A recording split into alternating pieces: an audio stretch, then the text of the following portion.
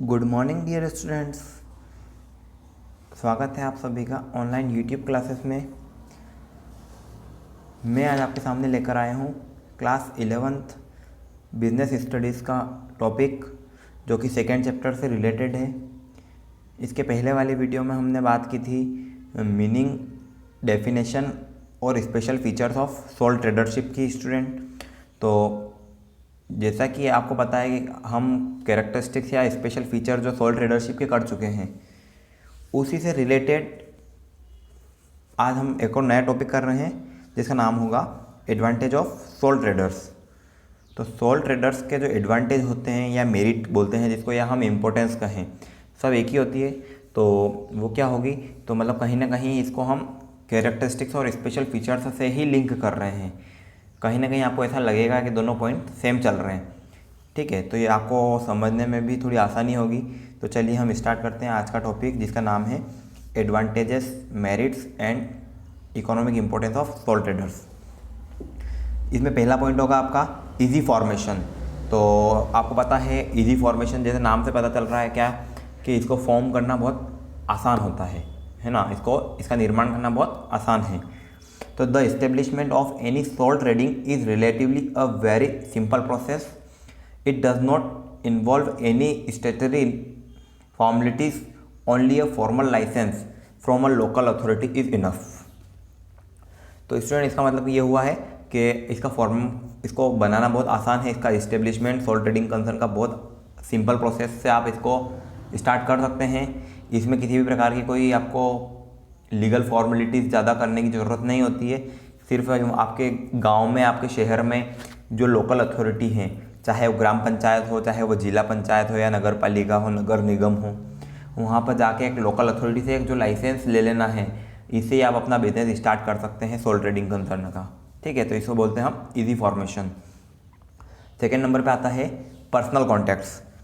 तो soul trader या sole proprietorship being a one man show, the trade can be close personal contact with his customers, enable him to know their taste, liking, attitude, grievance, etc. He can thus adopt way and means to satisfy his customers. इसका मतलब क्या हुआ कि soul tradership में क्या होता है कि जो बिजनेसमैन है, जो व्यापारी है, उसके अपने कस्टमर के साथ बहुत पर्सनल कॉन्टैक्ट होते हैं। पर्सनल कॉन्टैक्ट होते हैं मतलब वो उनसे बहुत करीबी से जुड़ा हुआ होता है उनसे, है ना। तो मतलब जो भी अगर उनसे अगर अच्छे से जुड़ा हुआ है, क्योंकि सिंगल व्यक्ति का काम है, वन मैन शो है, तो उससे क्या होता है, वो अपने कस्टमर का टेस्ट, उसकी पसंद नापसंद, उसका एटीट्यूड, उसकी जो शिकायत है उसका समाधान वो आसानी से कर सकता है।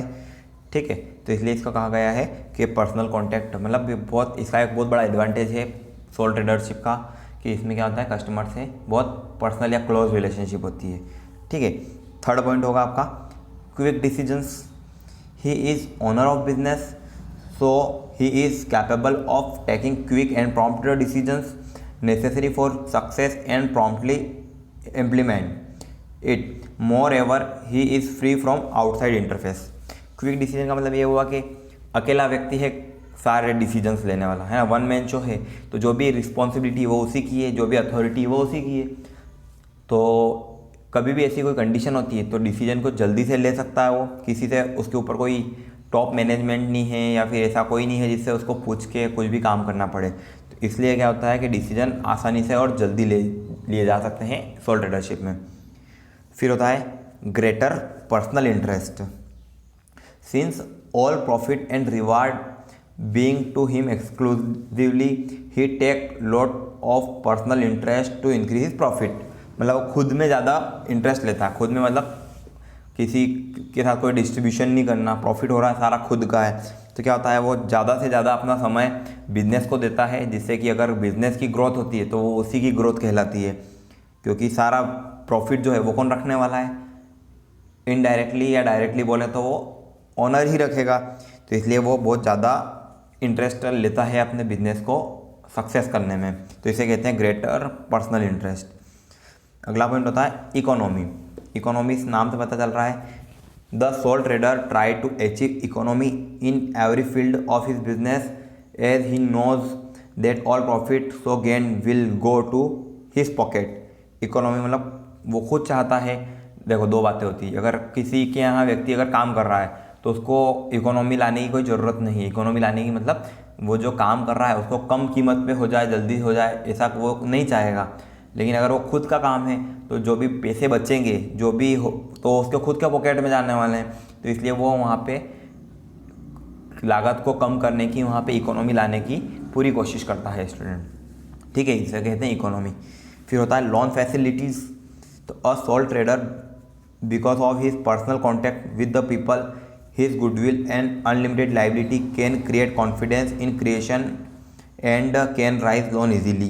क्या बताया है कि वो जो सोल ट्रेडर, वो जो व्यक्ति है, व्यापारी है, उसके पर्सनल कॉन्टैक्ट जो होते हैं उसके लोगों से, या उसकी गुडविल जो गुडविल क्रिएट होती है, ठीक है, उसकी जो मतलब फेमस होता है वो, तो उससे उसका कॉन्फिडेंस और क्रेडिटर के बीच उसका भरोसा होता है, जिससे उसको आसानी से कोई भी लोन मिल सकता है। इसको बोलते हैं लोन फैसिलिटी।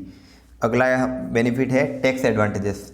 ये क्या होता है? He has got minimum tax burden, he is taxed individually and not a separate business unit. मतलब वो सेपरेट बिजनेस यूनिट का टैक्स पे ना करते हुए अपना खुद का पर्सनली टैक्स पे करता है, तो उसमें भी उसको कहीं ना कहीं टैक्स के एडवांटेजेस मिल जाते हैं। तो ये आज हमने बात की थी एडवांटेजेस ऑफ सोल ट्रेडरशिप की, या ठीक सोल बिजनेसमैन की, सोल प्रोप्राइटर की। ठीक है, तो कहीं ना कहीं ये आप देखेंगे तो आपको पता चलेगा कि कैरेक्टरिस्टिक्स और स्पेशल फीचर्स से जुड़ा हुआ ही क्वेश्चन है। तो स्टूडेंट इसको कंप्लीट कीजिए, और if you have any doubt then directly call me या कॉन्टैक्ट मी।